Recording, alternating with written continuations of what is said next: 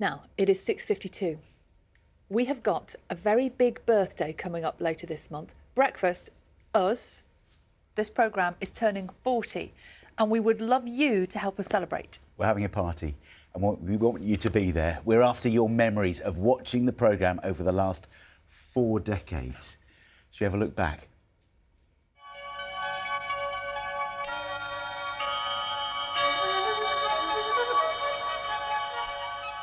Later this month, we will be marking a very special occasion. Who remembers this? This is BBC One. In a few moments, it'll be breakfast time.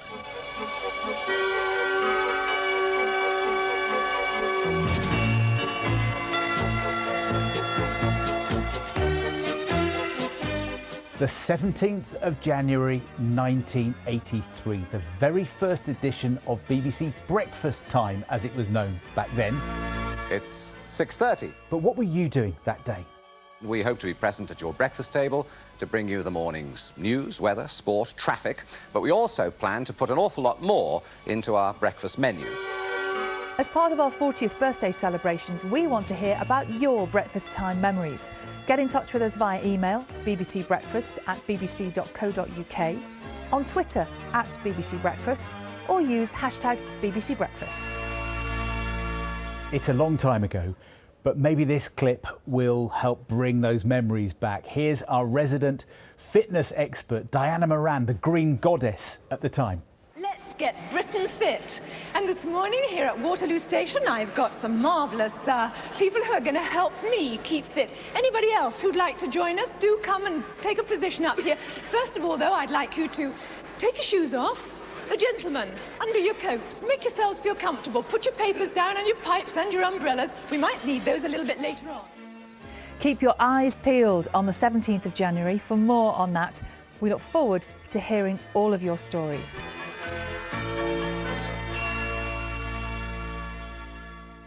Where were you 40 years ago that day? I remember it. You remember it particularly, don't you? I remember watching it on telly, getting up I early to remember watch getting ready for school, watching it. Yeah. It's quite exciting. But, you know, maybe you were there in the crowd with the Green Goddess at Waterloo Station doing exercises. Yeah. Get in touch. Maybe, I mean, where's the sofa? The original red sofa? What, the leather one? Apparently it was auctioned off for children in need, but where is it now? Oh, should we try and find it? Let's try and find it. We want your memories. We want our sofa back. Get in touch in that way. Now, here is someone with lots of breakfast memories, although I'm going to stress she hasn't been actually with us for the full 40 years. Morning, Carol. Now, you actually started with breakfast many, many years ago, before we even saw you on our screens, didn't you? That's right, Sal. I started in the summer that Breakfast Time started, as it used to be called, as a production secretary. And, you know, just watching the opening titles there, my heart is beating so fast because one of my tasks was operating autocue. And that was so scary. It was a dial and you had to try and keep up with the presenters who were talking. Some of them, their eyesight wasn't so good, so the words were taking up a lot of the lines. So you're moving quickly and some of them would just go off-piste completely, which would mean you didn't have a clue where they were and you were scrolling through this autocue, so it was nerve-wracking. But one of the other things that we had to do was we had to phone the presenters, Selina Scott and Frank Boff, to give them an alarm call to make sure that they would be up and in. And I remember one morning phoning and Frank actually answered the phone very quickly, which was unusual. And it wasn't Frank, it was his son. And his son said, "Oh, phone me back, please, quickly, quickly. Let me get into my bedroom because I'm really late I'm really late coming in from a party. And Dad will kill me if he knows I'm this late."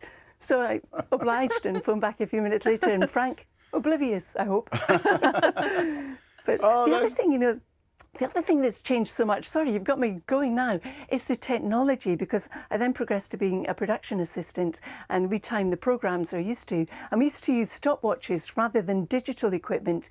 And when we were printing scripts, it was from a photocopier and it was literally paper like this, printing the scripts, especially when changes were made. It was happy days then, still happy days now, of course, too. Oh, Carol, that is brilliant. I know there are many, many more stories you can tell us. I cannot wait to hear them all from Carol. Lovely to see you, Carol. And do please get in touch over the next few days. We'll bring all your stories together for the 17th. Can I just make the point that nobody phones us now to wake us up, do they? Nobody. No. Thank goodness. I love the fact Carol's like, I can't beat him, join him, I'll present it instead.